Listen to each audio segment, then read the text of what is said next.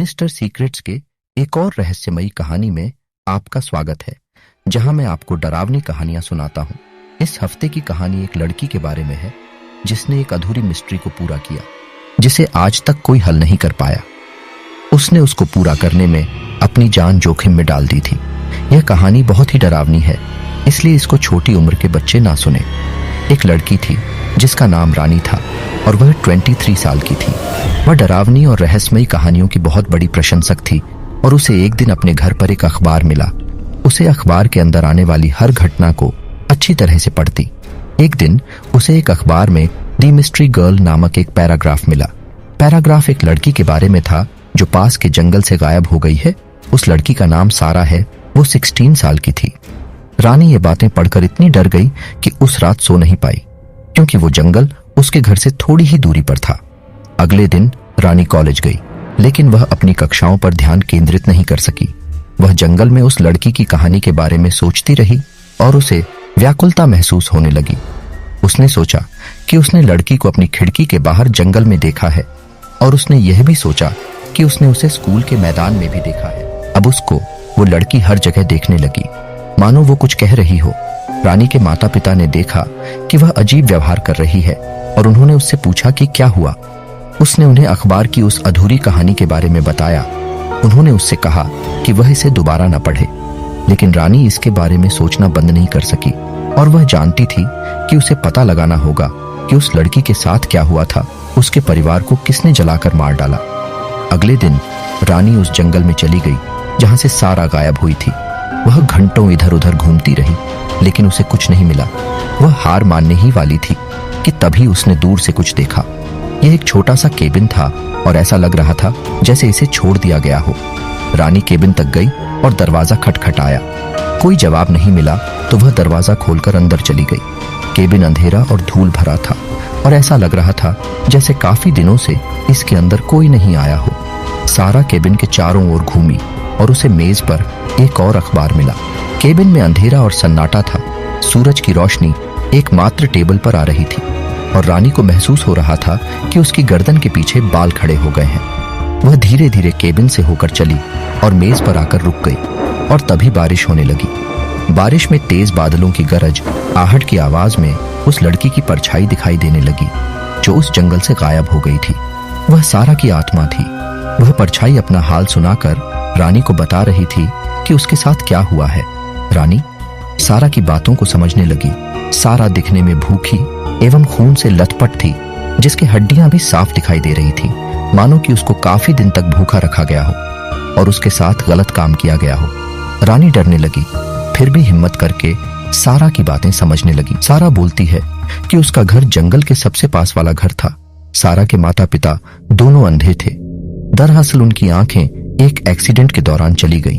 अब सारा ही उनका ख्याल रखती थी और अपना घर चलाती थी। सारा उस दिन जंगल में घूमने आई थी। फिर वो घूमते घूमते जंगल के इतने अंदर पहुंच गई कि उसे वापस आने के लिए कोई रास्ता नहीं था। वह जिस ओर चलती वापस उसी जगह पर आ जाती जहां से उसने चलना शुरू किया था। वो जान चुकी थी कि वो अब रास्ता भटक चुकी है। उसे एक उम्मीद की किरण दिखाई दी।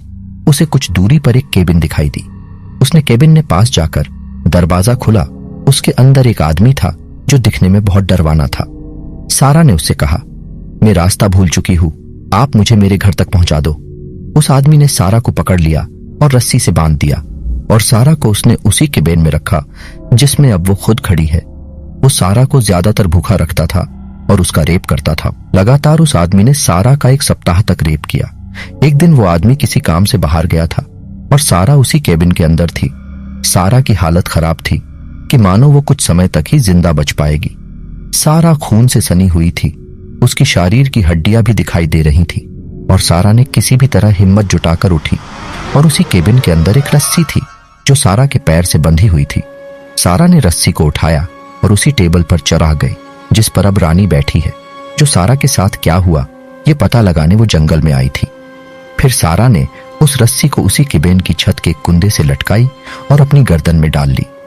फिर सारा ने हिम्मत करके टेबल से नीचे पैर किए और अपनी जान गंवा दी। ये बातें सुनकर रानी की आंखें नम हो गईं और वो रोने लगी। और अब रानी भी उसी केबिन के अंदर थी। वो जान चुकी थी उसके लिए भी उस केबिन के अंदर खतरा है। रानी को टेबल पर एक और अखबार दिखा। अखबार में लिखा था कि एक सारा नाम की लड़की जो कुछ दिन पहले पास के जंगल से गायब हो गई थी, उसकी बॉडी के कुछ अंग मिले हैं जंगल के अलग अलग हिस्सों में, मानो जैसे किसी ने उस लड़डियाकी को मारकर फेंक दिया हो। उसके गले पर रस्सी ने निशान भी मिले हैं और अब जानवर उसकी आधी बॉडी खा चुके हैं।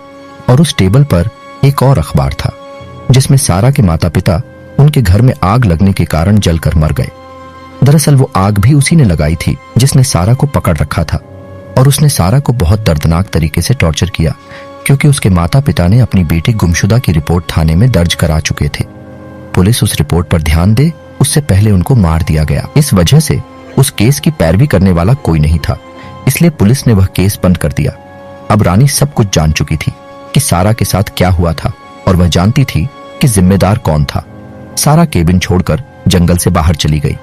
वह जानती थी कि उसे क्या करना है, और अब वह किसी और को चोट नहीं पहुंचाने देगी और सारा की आत्मा को शांति दिलाएगी। रानी पुलिस के पास गई और उन्हें सब कुछ बताया। पुलिस ने जांच की और अंततः उस व्यक्ति को गिरफ्तार कर लिया जिसने लड़की का रेप किया और मरने के लिए छोड़ दिया। उस व्यक्ति को फांसी की सजा सुनाई गई, अतः सारा को वह न्याय मिल गया जिसकी वह तलाश कर रही थी और उसकी आत्मा भटक रही थी। रानी की ये कहानी याद दिलाती है कि कभी कभी सच्चाई कल्पना से भी ज्यादा डरावनी होती है, इसलिए हमें सच्चाई का सामना करना चाहिए।